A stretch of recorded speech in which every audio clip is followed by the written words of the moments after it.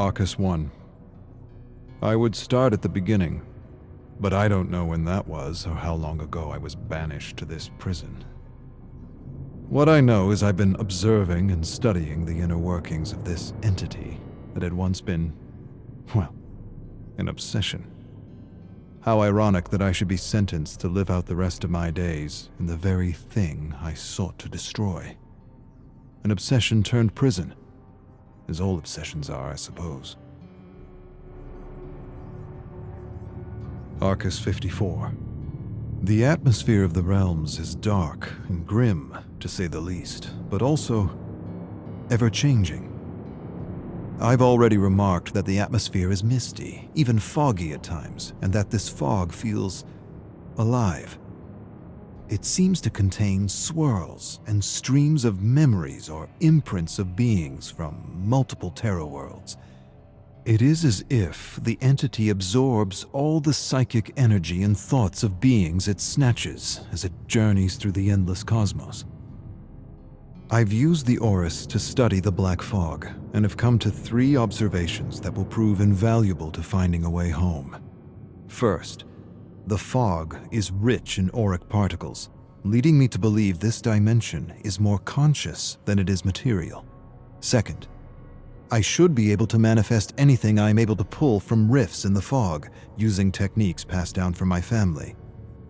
Third, the entity is far more ancient than we ever suspected back home, and most of our theories and conjectures were wrong. The rich presence of auric particles in cells suggest it is one of the original ones, and ancient. Arcus 142. The entity is the cosmic embodiment of evil. Back home, we witnessed how its very presence turns worlds inside out, how it seems to remove or extinguish any sense of empathy or compassion within communities, how it brings people to the brink of madness and, well, pushes them in. Now I understand.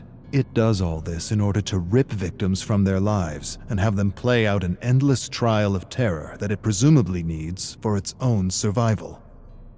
And there, perhaps, lies the key to its destruction, if an ancient can be destroyed at all. End the trials. Destroy its ability to sap dark nectar from victims like a cruel parasite feeding from a flower. At least the Archives affords me a better understanding of the entity, why it moves from universe to universe, picking victims off and devouring worlds as though at a cosmic buffet. What I have yet to conclude is whether it is attracted to worlds that are brimming with darkness and madness, or if it is in fact the catalyst of such darkness and madness. Arcus 557. All planes of existence are a unique mix of conscious auric particles and material particles.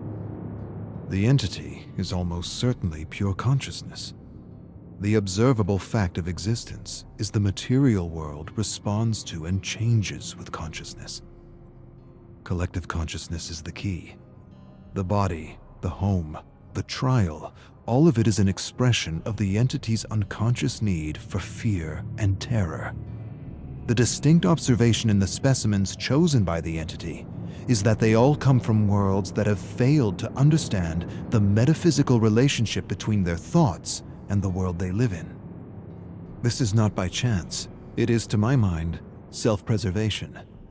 Victims who know this truth and have honed their ability to manifest could be poisonous to the entity.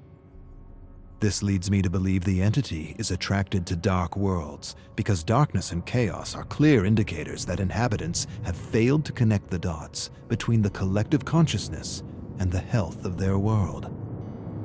The conclusion, then, might be that the entity feeds off ignorance. Arcus 731.